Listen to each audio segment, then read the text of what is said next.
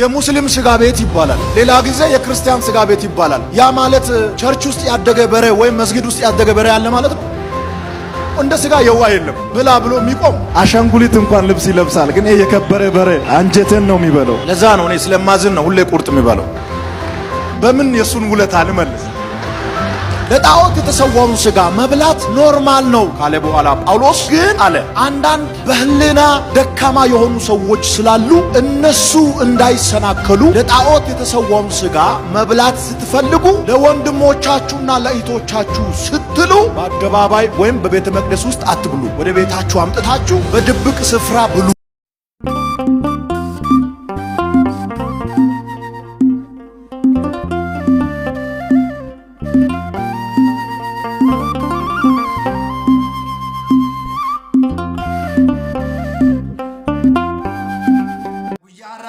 waaqni keenya galanni ulfini teessoo isaa aariyaam irratti saafaa ta'u. Viidiyoo irraatii akkuma hubattanii foon musliimaa fi kiristaanaa, mana foonii kiristaanaa fi mana foonii musliima kan jedhu sangaan kun cheerchi keetti yookiin immoo masgiida keetti guddate iyyuu kan jedhu foon kiristaanaa foon musliimaa kan jedhu sana irratti yaada kennuu barbaade paastariin kun iyyuu cuufaanii. Egaa akkuma beekamu hunda dursa iyyuu isaaniitiin sagalee ol kaasanii dubbachuu isaaniitiin ergaa waan dabarsan itti fakkaachuu danda'a. Iyyuudhaan immoo otoo ta'eeti jijjiiramni dhufuu danda'a ture. Egaa akkuma beekamu waa'een waraabessaa nyaacha yuusa qofaadha. Bakka garaa qofaa guutuu nyaachuu dhuguu qofa foon akka barbaadan roobiin hin jiru, soomiin hin jiru, waanuma argan galchuudha. Mee waan isinitti hima Roomee boqonnaa 8 lakkoofsa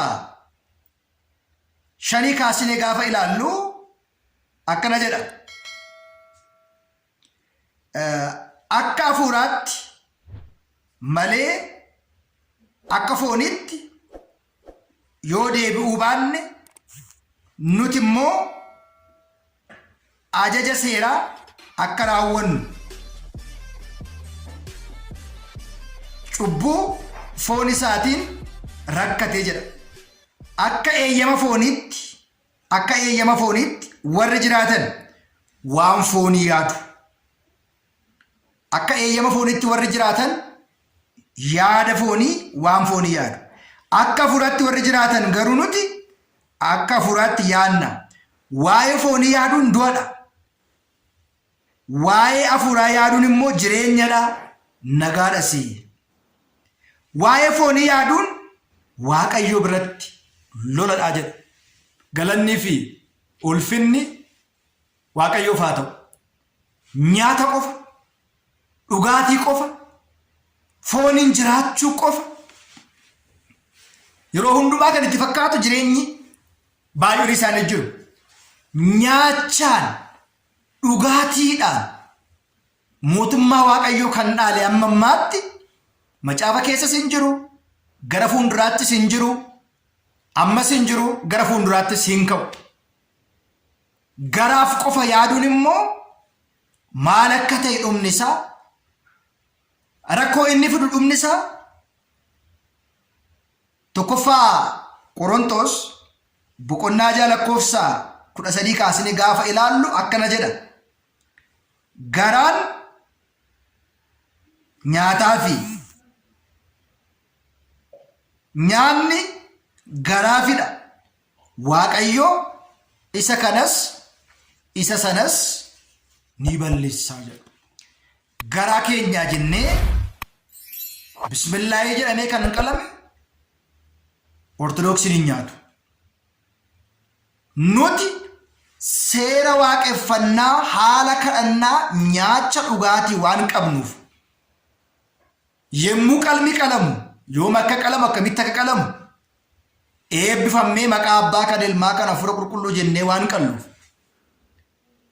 masoobiin gaafa dhiyaatu maqaa abbaa ilmaa hafuura qulqulluu jennee waan qalluuf waan nyaannuuf waan eebbisnu isaan immoo bismillaa jedhanii waan biraatti waan jedhaniidhaaf eessaatii walitti dhufa jarri kun kan bismillaahis kan maqaa abbaa kan basmaamis hin nyaatu waanuma argatan amala kanaan immoo kan jiraatu bineensa caaka keessaa booyyeedha booyyee waanumatti kennan nyaachuudha dhuguudha gadi seensisuudha isa gaariis gaarii hin taane isa kooramu isa hin kooramnes isa jibbisiisaa ta'e isa jibbisiisaa hin taanes nyaachuudha nyaanni mootummaa waaqayyootti nun galchu Esaawu sababa nyaataatiin hangafummaa isaa dhabee jira ilaala kabaja isaa dhabee jira ulfinni isaa irraa kaafamee jira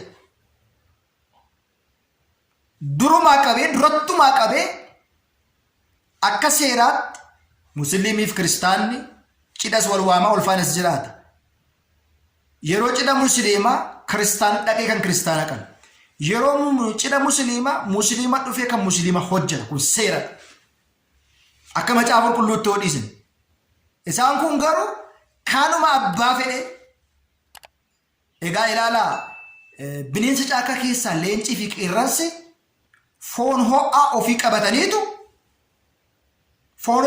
qabataniitu ajjeesanii nyaatu kan akka waraabessaa kan akka yeeyyii immoo jala deemteetu arcaatu bullaa leencaa fi qeerransaa jala deemteetu hafteesaa raqasaa nyaatti nuti seera qabna heera qabna manni kiristaanaa keenya adeemsa qabdi abbaan fedhe kan akka barbaadetti qale kan hin tsoomne keessuma kan inni qale nuti nyaannu seeradha waan ta'eedhaaf akkuma beekamu sangaan sun maskida keetti dhalatee cheerchi keetti guddatee yaa isa miti dhimmichi dhimma kirriiti garaa keenyaa jennee amantaa keenya hin jijjiiru amantaa keenya hin ganu garaa keenyaa jennee qulqulleetti dibroo maadhamin hin ganu garaa keenyaa jennee kan abbaan barbaade qale hin nyaannu seerumadha isaanis hin godhani nutis hin goonu warri nyaachuu barbaadan warri yeroo hundumaa kabaroonii gogaa waraabessaarraa hojjetame hin nyaannaa duwwaadha yommuu qofaadha jedha